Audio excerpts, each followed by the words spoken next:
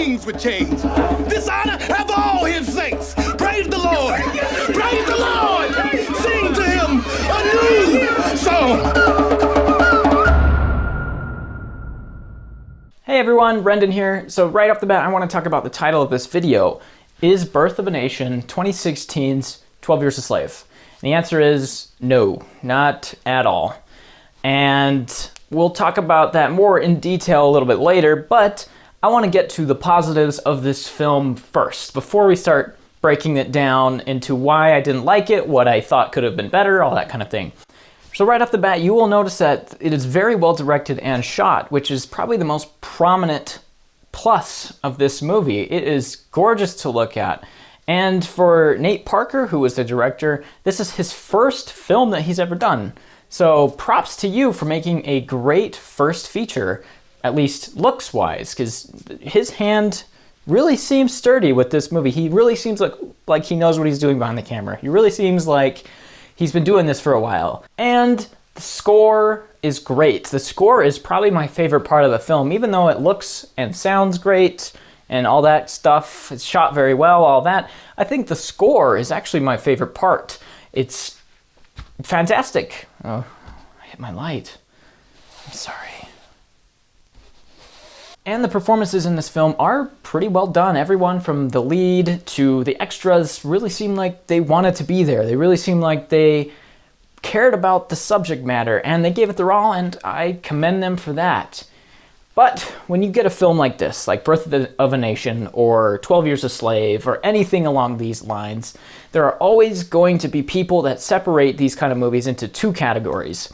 Category one is white guilt movies. Movies that are centered around a really hard time in America's history, at least. And whenever that happens, people start to get feeling some kind of way, and they don't really like feeling that way. And a lot of times they write these movies off as white guilt. And while there certainly are movies like that that are really only made to play off of white guilt, to try and make them feel grander than they are or better than they are. But the other side, the other category, is actually a very well done film, something that has a powerful story to it. So whenever a movie comes out like this, there's always the powerful movies like 12 Years a Slave, for example, and then the kind of white guilt movies, a lot like Precious, for example. And I'm glad to say that Birth of a Nation wasn't the latter category, the white guilt category, but it's not the powerful movie it wants to be either. It's kind of in the middle for me. Not so much white guilt, it's probably more on the edge of powerful, and that's mainly to do with its script. Its script is really, really not good. It is very poorly written. This is probably one of the more shockingly poorly written movies that I've seen this year, and that's mainly to do with all the hype that it had coming out of Sundance, all the people talking about it, the subject matter in particular, and it was kind of shocking how not good this was, how not good the script was. And let's talk about that for a minute here.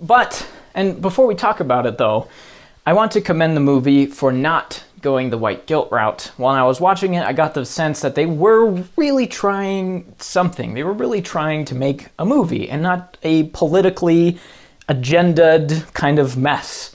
And Ghostbusters earlier this year was a lot like that, where they took it to a political place, probably because they knew the film wasn't good. I don't know if it was a race thing or a lady thing, but I'm mad as hell. And it isn't. It's not a good movie by any stretch of the imagination. It's fairly poorly put together. But Sony decided to take it to a political place to put more people in the audience. Get more butts in seats, I should say. And while that did work, it made a lot of money. It also made a lot of people upset, including me. I hated that they took it to that kind of a place. I hated that they had to resort to something like that to try and sell their film or market their film. And I'm happy to say that Birth of a Nation doesn't do that. It is its own thing, and it wants to be its own thing. The problem is that it's not quite what it wants to be. It's not quite the powerful tale of Nat Turner that everyone knows. It's a very stereotypical movie, which is sad. It's sad that that happened because, you know, they really tried something and they really took it seriously. it just didn't work out very well. And that in large part has to do with its script. It's just very poorly written. Everything from its pacing to the dialogue to a lot of characters is just very poorly done. The pacing in particular is the most hindrance to this movie. It is very boring. Like the first hour 20 or so of this film is incredibly boring. And by the time the third act starts kicking up, which is very clear in this movie where Act 1 ends, Act 2 begins, Act 2 ends, Act 3 begins, and where the movie ends, obviously. And that was something that I didn't really like. I didn't like seeing a clear acts in this movie where something would end, where they're trying to hit something, and then they moved into something else that they wanted to do, and then something else that they wanted to do.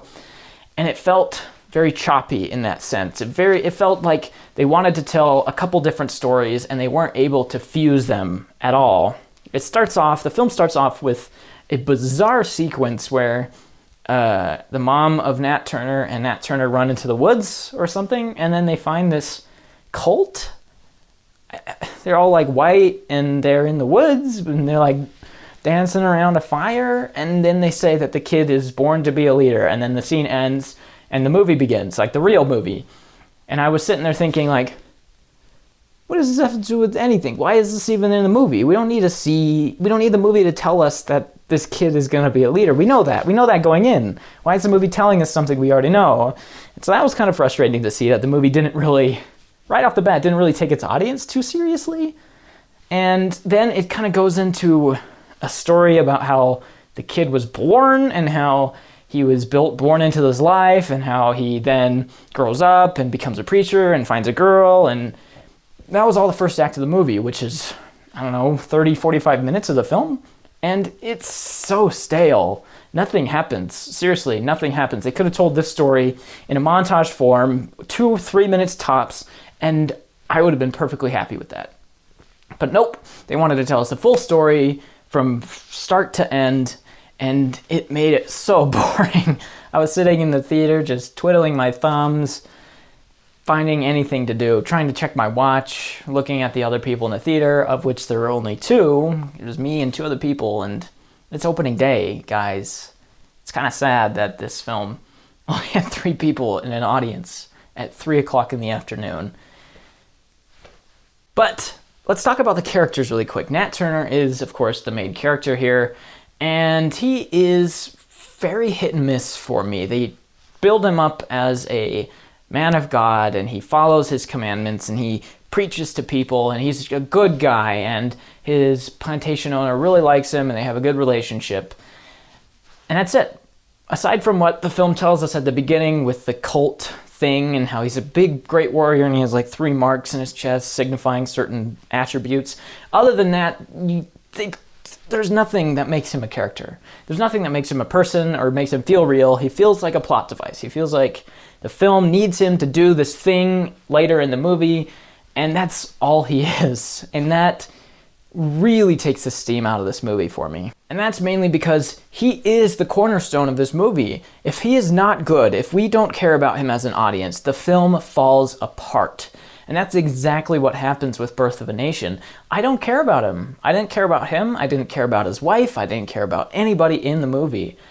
And for that reason, until he actually leads the rebellion that the whole film is centered around, I was snoozing. I was dozing off because I didn't care. And it never gives you a reason to care. He gets a wife. He works on a plantation. He goes preaching. They get money for preaching. And then his owner and him have a falling out. And he sees other plantations and how they treat their slaves and how they're terribly treated. And he gets all frustrated. And then they go into Act 3. And by that time, over an hour has taken place. And that's it. That's all that happens, is what I just explained. That's 2 acts of the movie, is what I just explained. Like, why was this the story?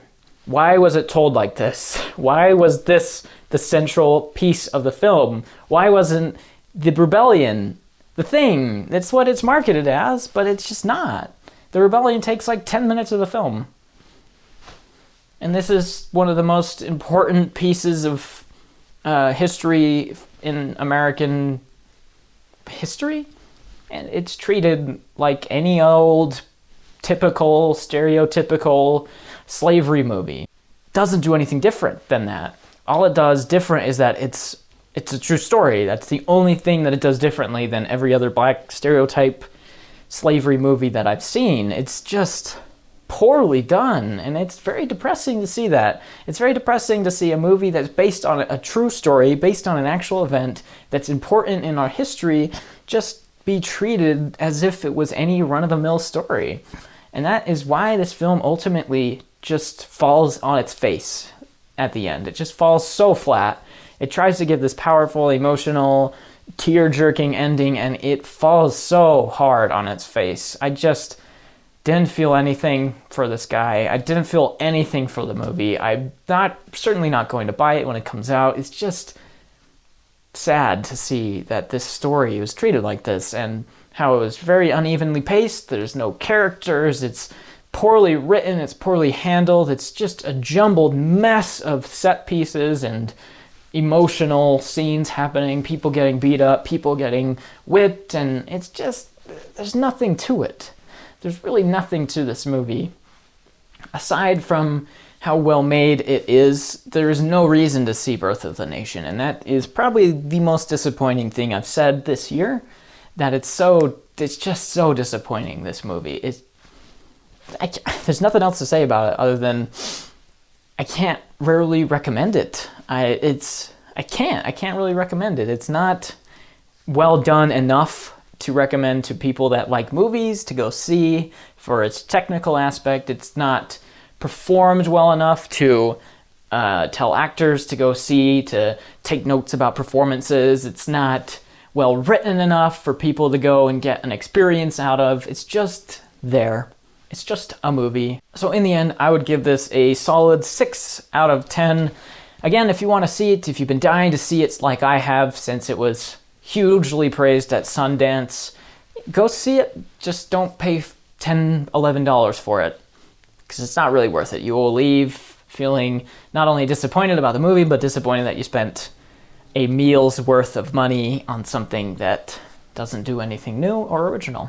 So thank you guys so much for watching. I hope you enjoyed this video. There will be more to come. We have some great plans for October. We have a couple of things that we want to do. We have a October week, spooktacular, an entire week leading up to Halloween of horror movies and that nature that we're going to talk about. So get prepared for that. That'll be a lot of fun. So anyway, if you like this video, like down below. If you haven't subscribed already, go ahead and do that. And if you liked the movie or didn't like the movie, leave a comment down below and we'll talk about it. Talk about what you didn't like, what you did like, what we agreed on, what we didn't.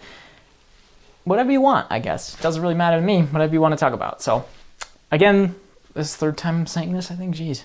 Thank you for watching. I really do appreciate it. I can't say it enough, but I appreciate you guys watching. I appreciate anybody viewing this video right now.